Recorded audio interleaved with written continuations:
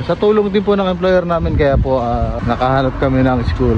Siya po yung kumausap din sa admin saka sa mga teacher. Ayan na po, pasok na siya. Good morning. Nag-aatid tayo sa school. Ano na silang bumaba? Tapon ng basura.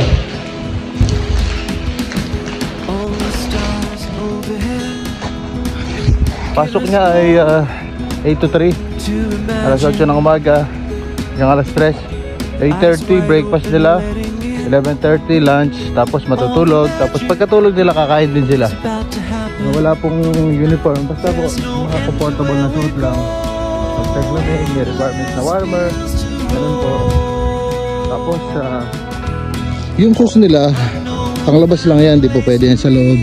Meron din silang panibagong isusuot bago pumasok sa room. Ayun po, magpapalit sila ng ng shoes nila. Dito lang din po yan, malapit lang sa bahay. Ang pagkain po nila everyday is by menu po, by menu, from breakfast to snacks. Ang menu po nila ay talagang pang-check po, kaya ganoon talaga malaking adjustment sa mga bata na hindi taga rito yung mga pagkain. Yung rice nila is madalang lang, minsan once a week, gano'n, minsan nga wala. So, pero may inumin sila doon, bawal din magdala ng tubig sa pagkain. So yun po ang rules nila. Doon na po ang school nila. Ang requirements po sa school ng mga bata, yung medical records yung sa Pinas. Yun po, titignan po nila yung check nila. Tapos dapat meron silang personal doctor. Tingin po kayo na doctor's recommendation. Requirements po yan. Tapos proof of accommodation. Tapos wala pong bayad yung school. Ang may bayad po doon yung food nila. Isa po sa amin 1,500. Yung iba po 2,000 daw, ganun. Public school po siya, pero okay po naman. At talaga nababantay po nila at natuturuan. Dahil nasasanay na din po siya na magsalita. Ang rules po, halimbawa po may masamang pakaramdam yung bata, hindi po natin sila pwedeng papasukin dahil po makahawa, gano'n. Pupunta ka po doon para dalhin ang lunchbox niya para kunin ng food niya dahil nga po naka-order na ako. So kinabukasan okay na, hindi na po kayo pupunta dahil na-cancel na po nila yun. There's no end to where we go. Ito din ang supermarket na malapit. Meron pa doon sa kabila. Yung mga gamit naman po ng bata, halimbawa pencil, mga ganun po, papel. Sa school na din po yun magagaling, yung mga pang color po nila. Tapos uuwi na din nila. Yung mga nagawa nila, nasan sila? Ito pala, nagtatago sila. Yun, pang color nila. May mga activity po sila lagi. Minsan lumalabas po sila. Pero lagi silang may guidance nila, teacher. Tatlo po yung mga nila, teacher. Ganun, isang assistant, yung teacher talaga. Tapos yung parang dietitian, ewan. Sa tulong din po ng employer namin, kaya po nakahanap kami ng school. Siya po yung kumausap din sa admin saka sa mga teacher. Kasi po hindi rin po talaga nag-English sila. So via sa telephone kinakausap po nila habang nagpipil up kami sa school ng mga kailangan. Ang application po, tinulungan kami ng employer namin. Siya po yung nagsagot. Tinatranslate po niya sa amin, tapos sinasagutan po din nila. So yun po, malaking bagay po talaga na ganun. Kasi minsan parang bisilat po yung dito, mga student 24, ganun. Sa school po nila 24 sila sa isang room. Ganun po. Ito po yung school nila. Doon po siya banda. Pagsundo naman po ng mga bata, magulang lang ang dapat susundo at saka yung authorized. Kung hindi po kayo authorized sa mundo, hindi po sa inyo ibibigay yung bata pag susunduin nyo na.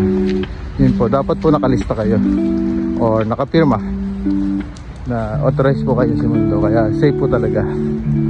Dito po school niya. Ito po ang entrance.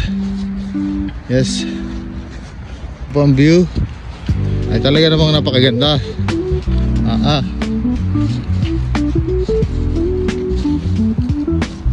Instagramable pa, di ba?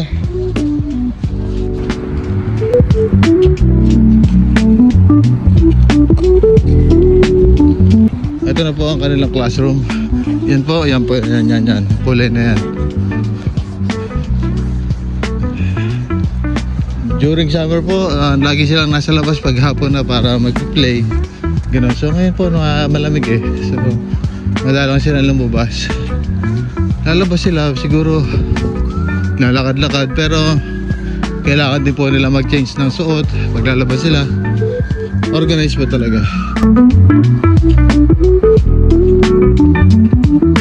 During Halloween, meron po silang project. Yun po. Ito po yung gawa niya. Bawat isa meron. Ito po yung school niya. Pasok na. Ito po yung menu. Yan. Ito po yung mga gawa nila. Ito yung playlist.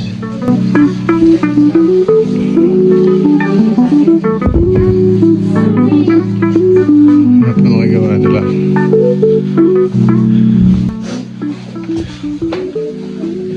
Ito po bawat estudyante may naka-assign. Ito po yung kay Elise. Ito po yung sa kanya. Kailangan magpapalit. Ayan po. Pag matutulog siya, ginagamit niya to.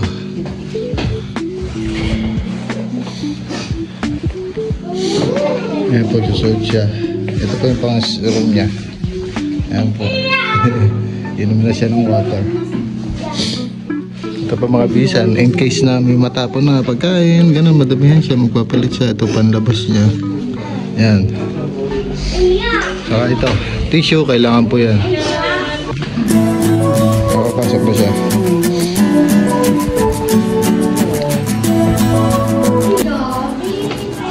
Ayan na po.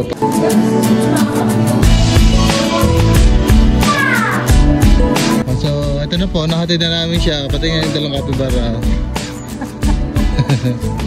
Yun. Ito po yung klase niya. Hi. Dobry din. So yun, pauwi na pa kami. Nahatid na namin. Balik na lang kami ng alas 3. Sakto po, wala kami pasok ngayon pareho. At nagbababay na po siya. Kaming dalawa'y nagkabunggo. I love you. Hi. Bye-bye. Bye-bye. I love you. Bye. Bye-bye. Play kayo, play. Oh, yun na nga po. Pauwi na. Bye. Ito, yun na. Kaka pinapag-uwi. Wala kami pasok ngayon pareho. So, sakto po kami nakapag-atid. Pag ako po yung pang umaga, I mean, pasok ko alas 9. Ako nag-a-attend. Si Mrs. po is, minsan breakfast alas 9. So, ako yung siya na lang susundo. Kasi out po niya is 11. So, sundo niya ako gabi pa eh. 9 to 9, gano'n.